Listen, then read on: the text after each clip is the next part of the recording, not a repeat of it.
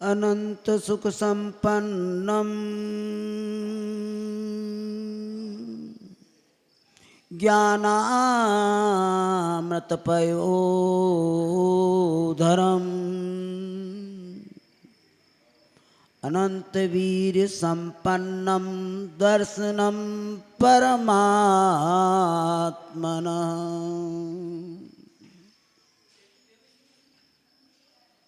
स एव परम ब्रह्म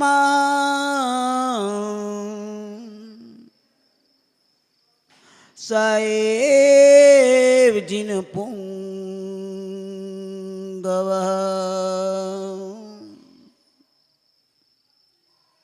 स एव परमं तत्त्वं स एव परमो गुरु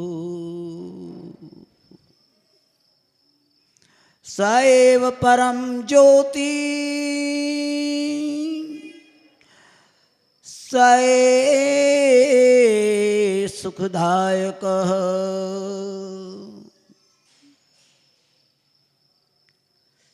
स एव परमं ध्यानं स एव परमात्मकम्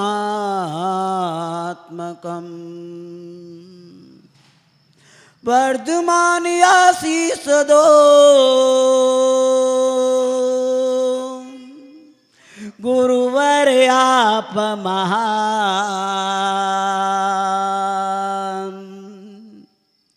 इन चरणों में जो रहे गुरुवर आप समान गुरुवर आप समान। जे बोलो पंच परमेष्टि भगवान की, जे बोलो देवादिक देव पद्म प्रभु भगवान की, जे बोलो आचार्य भगवंत वर्धमान सागर जी महाराज की।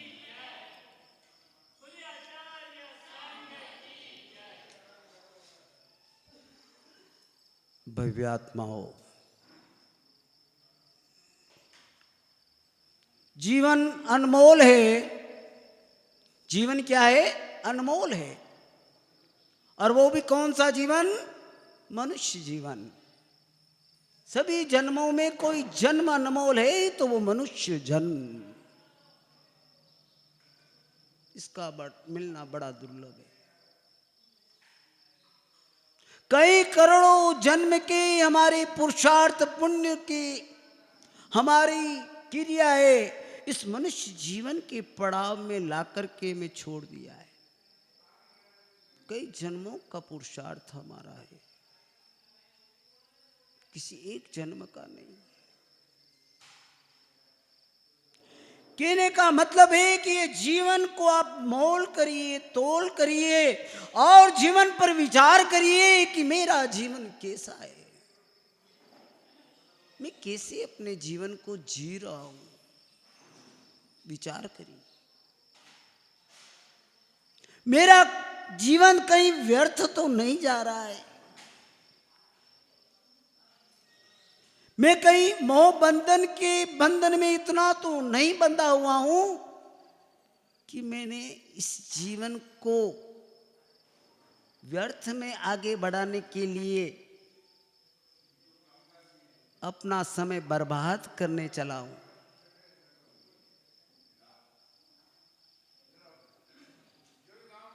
कहते हैं कि एक शराबी, ध्यान से सुनना आप, इतनी अनमोल बात है, अगर आपके दिमाग में नहीं बैठे इधर उधर मत, पूरी आप आंखें बंद कर लीजिए अगर आंखें नहीं मानती है तो। कि एक शराबी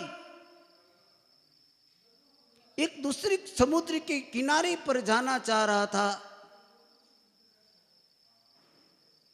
रात भर नाव खेता रहा। क्या करता रहा? मेरी तरफ ध्यान दीजिए। रात भर नाव खेता रहा,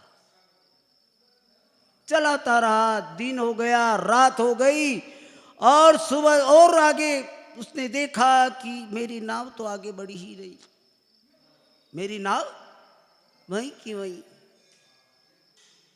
देखा शराब उतरी तो क्या लगा की नाव तो मेरी बंधी हुई है।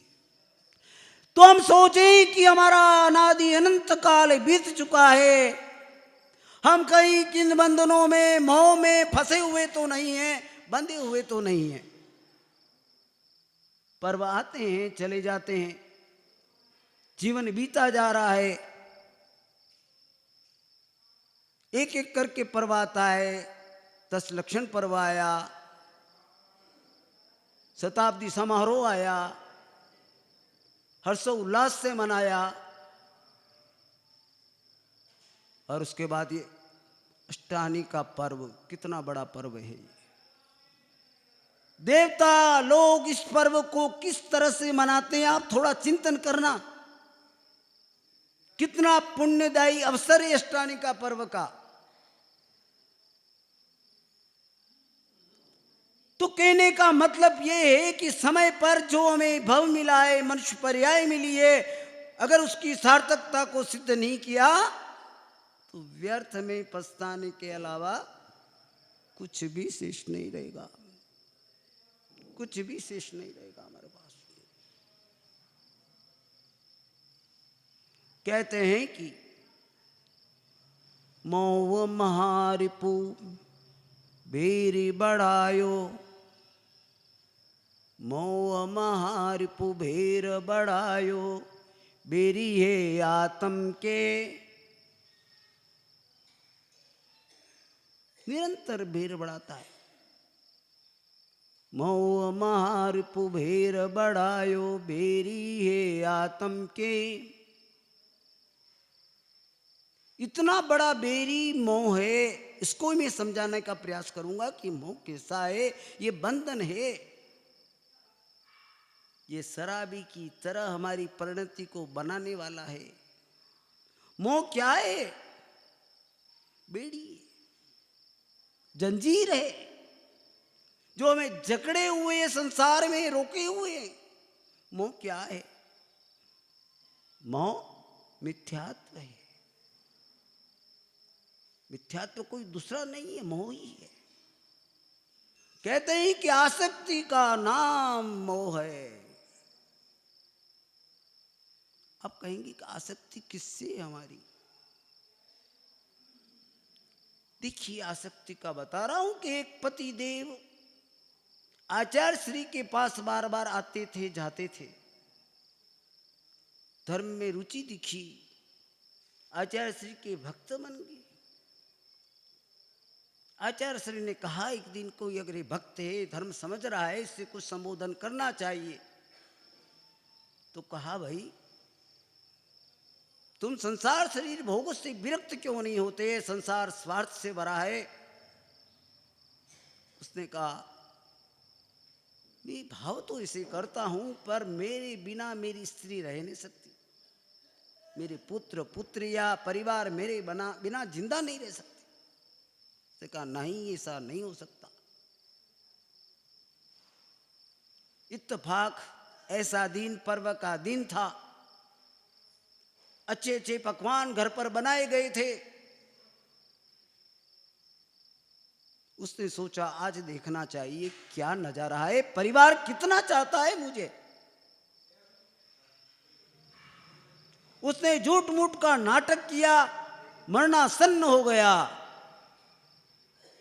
घर में पकवान बना हुआ, पत्नी दौड़ी, पुत्र दौड़े, पति को क्या हुआ देखने लगे, ओ तो इनके प्राण नहीं रहे। क्या कहा? निकल गए अशोक जी। क्या निकल गए? निकल गए। हाँ, प्राण क्या कह रहे? निकल गए। किसके? किसके निकले? पति देव के। स्थिति बड़ी गंभीर। घर में पकवान बने, एक पकवान नहीं 56 भोग। कितने पकवान बने? हाँ, बड़े सेठ जी थे। अब पत सेठारी ने सोचा, पुत्रों ने सोचा, भाई मर तो गए, अब क्या कर सकते हैं, जिंदा तो नहीं कर सकते। क्या करें? अब पहले अच्छी तरह से पकवान खा लो, फिर बता देंगे दुनिया को। क्या करेंगे? बता देंगे। अच्छी तरह से पकवान खाया। देखिए आप, क्या किया? अच्छी तरह से सारे पकवान खाए, फिर रोने लगे। खा लिया, सब काम कर लिया, फिर रोने लगे। ओ इतनी कोलाहल मचा दिया, किवाड़ खोल दिए, जनता इकट्ठी, सारे लोग इकट्ठे हो गए। नजारा एक नाटक बन गया। देखिए, एक छोटे से परीक्षा का जो धारणा उस सेठ जी ने बनाई, उसे नजर आ गया कि संसार कैसा है। उसने खटाक से, क्या हुआ ध्यान से सुनिए, कि लोग इकट्ठे हो गए तो वो एकदम से उठ खड़ा हुआ। क्या हुआ? सारे लोग भूत भूत भूत चिल्लाने लगे। ये तो भूत आ गया, ये तो मर गए थे और अभी खड़े हो गए, भूत प्रवेश कर गया इनमें। तो क्या कर गया?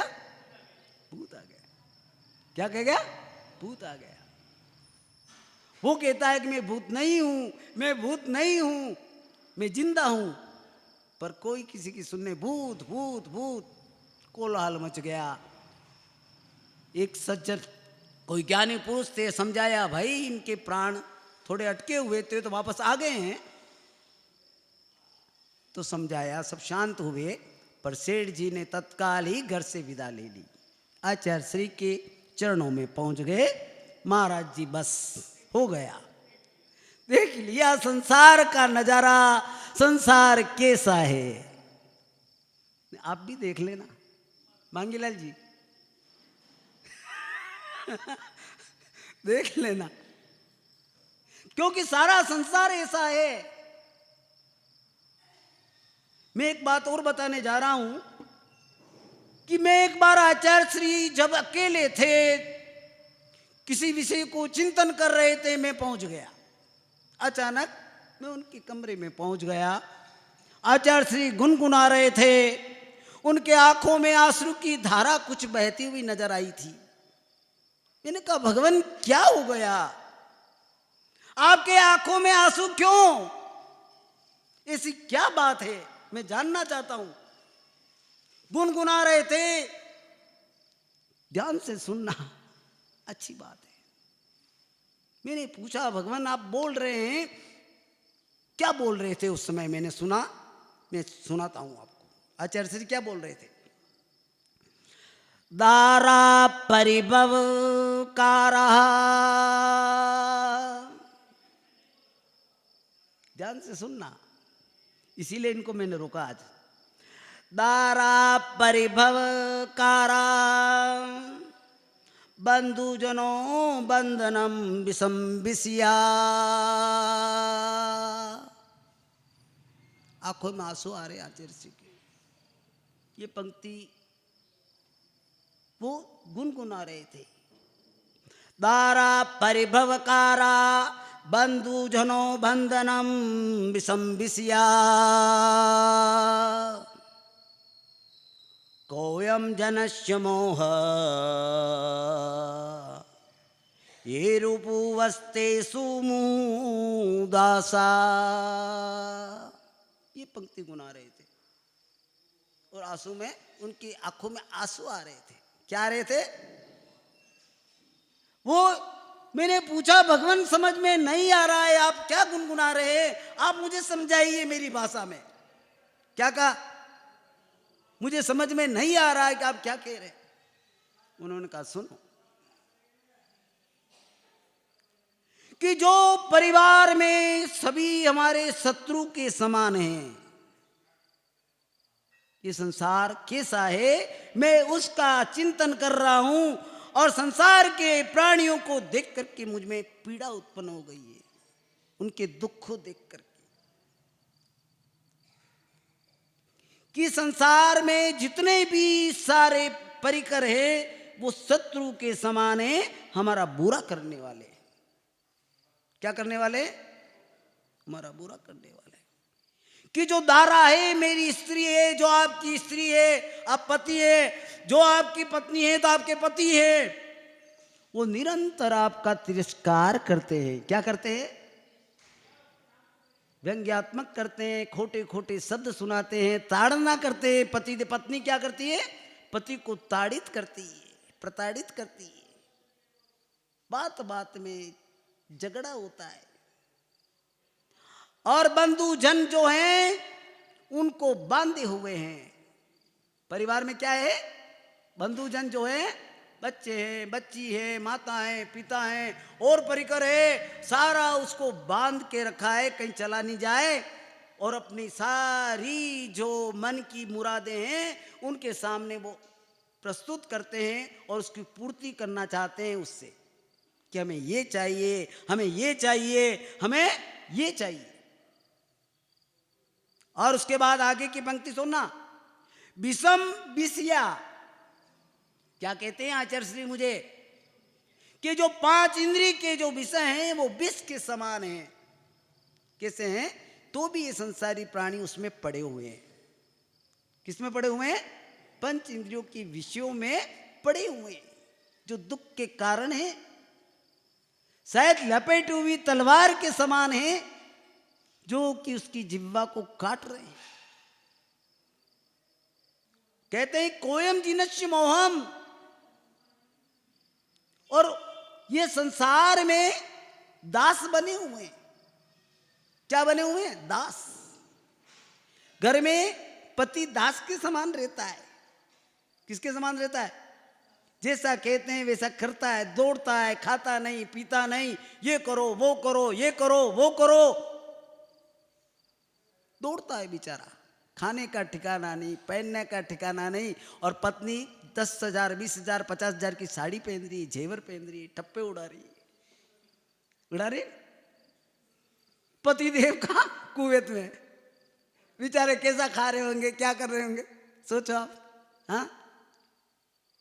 और कहते हैं कि मुझे चिंता इसी बात की, पीड़ा हो रही है कि ये संसार के प्राणी कैसे अनभिज्ञ हैं, कैसे अनपढ़ हैं, कैसे अज्ञानी हैं, जो इतना दुख होते हुए भी उसी में ही बंधे हुए हैं।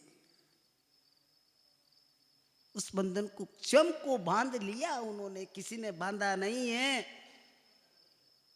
जैसे नाव बंधी थी तो दूसरे किनारे पर नहीं पहुंच सकी, उसी तरह ये संसारी प्राणी परिवार से, रिश्तों से, नातों से, समस्त परिग्रहों से, मेरी गाड़ी, मेरा बंगला, मेरा परिवार, मेरे जितने भौतिक साधन वो मेरे,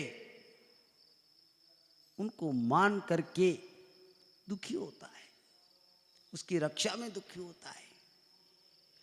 सेठ जी ने बहुत सारा, एक सेठ जी ने धन कमाया,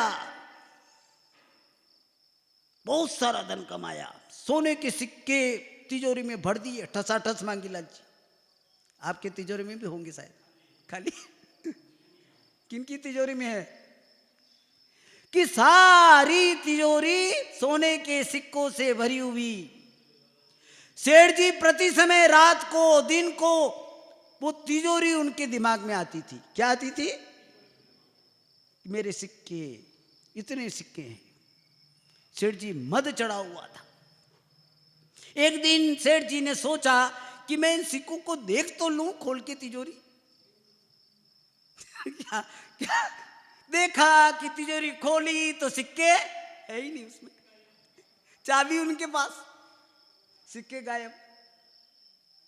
सेठ जी तो हाय मेरे सिक्के करके बेहोश हो गए, अर्धमरे हो गए। घर में कोलाहल मच गया कि मेरे सिक्के करते सेठ जी बेहोश हो गए। घर में एक बहू थी, बहुत धर्मात्मा थी, ज्ञानी थी।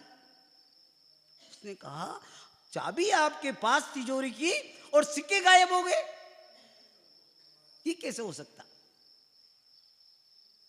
पूछा कि भाई आपने चाबी किसी को नहीं दी, तो पता लगा कि नहीं दी थी। बहुत बड़ी तेज दिमाग की थी, बहुत होशियार थी, धर्मात्मा थी, ज्ञानी थी, समझती थी कि आखिर में बात क्या है। उसने कहा सेठ जी, उसने कहा भाई तिजोरी खोल के बताओ मुझे। देखा, सब तरह से हाथ लगा के देखा, तिजोरी में एक छेद था। क्या था? एक चूहे महाराज, वो महाराज बन गए थे, सारे सिक्कों के मालिक बन गए थे। सारे सिक्के तिजोरी में निकाल करके बिल में भर दिए। किसमें भर दिए? किसमें भर दिए? बिल में भर दिए। और वो उन सिक्कों को देख करके नाचता था, कूदता था, अपने आप को चूहा महाराज बोलता था। क्या बोलता था? मैं चूहा महाराज हूं, सबसे बड़ा हूं। क्या मंगीलाल जी, कहीं नाचते तो नहीं हो आप? क्या? तो अब स्थिति बड़ी समझ गई, वो बहू ज्ञानी थी। हाँ साहब, ये तो किसी न किसी चूहे महाराज की करामात है। उसने कहा, बुलाया सबको, तिजोरी हटाओ। तिजोरी हटाई, देखा एक बिल था। बिल को देखा, बहुत बड़ा बिल था, तिजोरी भर करके सिक्के थे। बहुत बड़ा बिल बना दिया चूहे महाराज ने, तो मालिक बन गया उसका। क्या? अब वो सिक्के वापस निकाल दिए। क्या किया? क्या किया? सेठ जी को जैसे तैसे हवा करी, बोला सेठ जी सिक्के आ गए, मिल गए, मिल गए। सेठ जी को होश आ गया, कूट खड़े हुए, कहां मेरे सिक्के? सेठ जी को प्राण आ गए। और उधर चूहे महाराज की हालत क्या बनी बता रहा हूं। देखिए चूहे महाराज की हालत क्या बनी बता रहा हूं। चूहे महाराज अब छटपटाने लगे, तड़पने लगे कि मैं तो महाराज का कंगाल हो गया, बर्बाद हो गया, ये सिक्के मेरे थे। और उस चूहे ने प्राण त्याग दिए। देखिए आप, हम क्या कर रहे हैं? संपत्ति आज तुम्हारे पास है, कल इसके पास है, आप कंगाल हो गए, वो अमीर हो गया। यही तो हो रहा है, एक का माल दूसरे के पास। पुण्य से संपदा इधर की इधर चली जाती है। यही तो हो रहा है। जो आज करोड़पति था वो आज कंगालपति है, और जो आज कंगालपति है वो करोड़पति है। देखिए अपने कर्म मोह का खेल है। कितना कितना पाप कर्म इस मोह के कारण से जीव करता है, तो वो उसका पतन हो जाता है, और जो पुण्य करता है उसका उत्थान हो जाता है। ये उदाहरण तो है, पर हमारे मन को झंझोड़ देने वाला उदाहरण है। जो आसक्ति है, जो ममकार है इसके प्रति हमारा, जो हम इसके दास बने हुए हैं। इसीलिए आचार्य श्री गुनगुना रहे थे अपने आंखों में आंसू ला करके कि ये संसार कैसा है, और इसी संसार का चिंतन करके मेरे आंखों में पीड़ा के आंसू है। सारे संसार के लोग दुखी, इसलिए मेरे आंखों में आंसू हैं। मुझे बताया आचार्य श्री ने कि इसलिए ये आंसू थे मेरे आंखों में। भाइयों, ये चिंतन करना संसार की भावना है, और संसार भावना से संवर होता है, और संवर से कर्मों की निर्जरा बनती है। क्या बनती है? इस तरह का अच्छा संकेत, प्राणी मात्र पर करुणा करना, दया करना, ये सबसे बड़ा धर्म है। प्राणी मात्र कोई दुखी नहीं रहे, ये सबसे बड़ा धर्म है। और आचार्य श्री वो ही चिंतन कर रहे थे। आचार्य श्री का क्या चिंतन कर रहे थे? कि कोई प्राणी, कितने ऐसा जगत कैसा है कि इस जगत के अंदर इतना दुख है, इतना प्रताड़ित किया जाता है, दास के समान ये व्यक्ति रह रहा है, तो भी छोड़ता नहीं, वहीं का वहीं लौट के जाता है। कितना कितना उपदेश मिला हमें चतुर्मास में। अब भाग्यशाली है, थोड़ा कुछ तो लिया ही होगा, पूरा का पूरा तो नहीं लिया। मंगीलाल जी, लिया पूरा कि थोड़ा लिया? अरे धर्म का जो लाभ मिला, आचार्य श्री के जो उपदेश मिले, आपने कितने लिए? आप बताइए मुझे, किसने कितना लिया, ये विचार करना। अगर पूरा का पूरा लिया होता तो यहां आ जाता ऊपर, पूरा का पूरा लिया होता तो हमारी श्रेणी में आ जाता। पर थोड़ा लिया, किसी ने कम लिया होगा, किसी ने अधिक लिया होगा, पर लिया जरूर होगा। आप बड़े भाग्यशाली जीव है। साधुओं का समागम मिलना, संत का समागम मिलना बड़ा दुर्लभ है, बड़ा दुर्लभ है, बहुत दुर्लभ है। इनकी छाया मात्र ही हमारे परिणामों का सुधार कर लेती है, परिणामों में पुण्यदायी अवसर प्रदान कर देती है। इनकी भक्ति, इनकी सेवा, इनकी वैयाव्रत करने का पिछले 3-4 महीनों से आपको लाभ मिल रहा है। कितने भाग्यशाली है। और इतने इतने उत्सव मना लिए, गुरु के गुणगान किए, कितनी बड़ी बात आपने की है, आप इसके लिए धन्यवाद के पात्र हैं। बहुत बड़ा पुण्य का अवसर मिला, पर इसका लाभ लेना चाहिए। मैं कहता हूं और भी उदाहरण देके समझाता हूं कि जो जितनी भी मोह आसक्ति है, दो भाइयों ने धन कमाया, बहुत सारा धन कमाया। क्या कमाया? मैं छोटे छोटे उदाहरण से समझाने की कोशिश करता हूं कि दो भाइयों ने धन कमाया और धन कमा करके एक हीरा खरीदा। क्या खरीदा? कि अब इतने धन को इतना कैसे ले जाए, तो उन्हें अनमोल हीरा खरीद लिया। विदेश से अपने घर पर आने लगे। एक भाई ने दूसरे भाई से कहा, भाई तुम संभालो, ये अनमोल है, कहीं गिर नहीं जाए, कोई चोर डाकू लूट नहीं ले, ध्यान से चलना है अपने को। संभाला, दोनों चले। उस भाई के मन में क्या भाव आते हैं? जिसके पास वो हीरा था, उसके मन में, मांगी लाल जी, अशोक जी, पंडित जी, क्या भाव आ रहे हैं? सोचो आप। ये धन का प्रभाव कितना दुष्कर होता है, मैं उसका उदाहरण दे रहा हूं। ये मोह आसक्ति कितने परिणामों को बिगाड़ने वाली है, मैं उसका उदाहरण दे रहा हूं आपको। उस भाई के मन में आता कि इस हीरे का मालिक मैं अकेला बन जाऊं। क्या बन जाऊं? इस भाई को मार दूं। क्या कर दूं?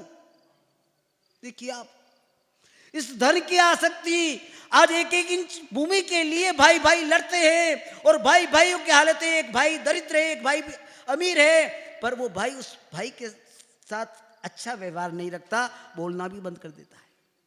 देखते हैं हम, यही होता है ना संसार में। एक भाई गरीब हो गया और एक भाई अमीर हो गया, वो उससे बात नहीं करेंगे, उसका रिस्पेक्ट नहीं करेंगे। देखो आप कैसा संसार है। गलत कह रहा हूं? हाँ, हम भी यही करते हैं। हम करते हैं या नहीं करते हैं? हम भी ऐसा ही करते हैं, क्योंकि इससे अगर संबंध रखेंगे, ये धन मांगेगा और धन वो देना नहीं चाहता। वो उसके दुख का रोना रोएगा, उसके दुख का रोना सुनना नहीं चाहता। यही करेगा ना। जो भाई गरीब हो गया क्या कहेगा? भाई मेरे ये तकलीफ, भाई मेरे ये, भाई मेरे ये। पर नहीं, ये संसार की यथा स्थिति को मैं यहाँ आपके सामने में प्रस्तुत करना चाह रहा हूं। मैं चिंतन से प्रवचन करता हूं। तो देखिए उस भाई के मन में क्या भाव आया? क्या भाव आया? मैं इसको मार दूं। उसने तत्काल, उसका भातृत्व गुण जागृत हो गया।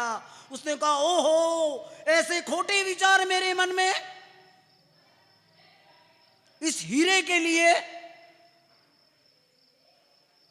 तत्काल ही उसने कहा, भैया भैया, ये हीरा आप रखिए, मुझे नहीं चाहिए, इसको मैं नहीं संभाल सकता। क्या कहा? किसको दे दिया? वो उस भाई को दे दिया। भाई लेके चले, आगे बढ़े, आगे गए। उस भाई के मन में भी इस तरह के विचार आने लगे, मैं इसको मार दूं, इस हीरे का मालिक बन जाऊं। क्या कर दूं? इस भाई को। थोड़ी देर बाद उसका भी भातृत्व गुण जागा। उसने कहा, भैया, अरे भाई, ये हीरा तुम ही रखो, मैं नहीं संभाल सकता इसे। उसने कहा, मैं नहीं संभाल सकता। वो कहता, मैं नहीं संभाल सकता। बड़ा मामला पेचीदा बन गया वहां। अब हीरे का कोई मालिक नहीं बनना चाहता। और हम होते तो, अगर आप होते तो क्या करते? बोलो अशोक जी, पंडित जी।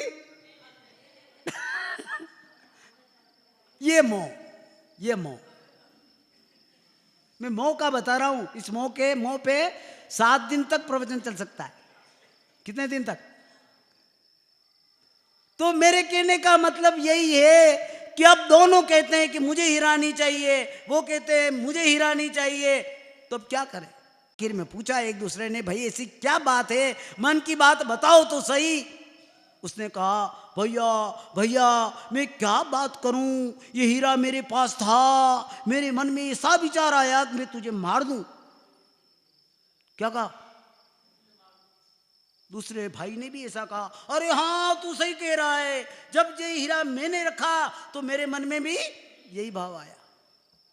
तो क्या करते हैं, चलो अकेली माँ है घर के, माँ को दे देते। किसको दे देते? समय हो जाएगा, ध्यान रखना।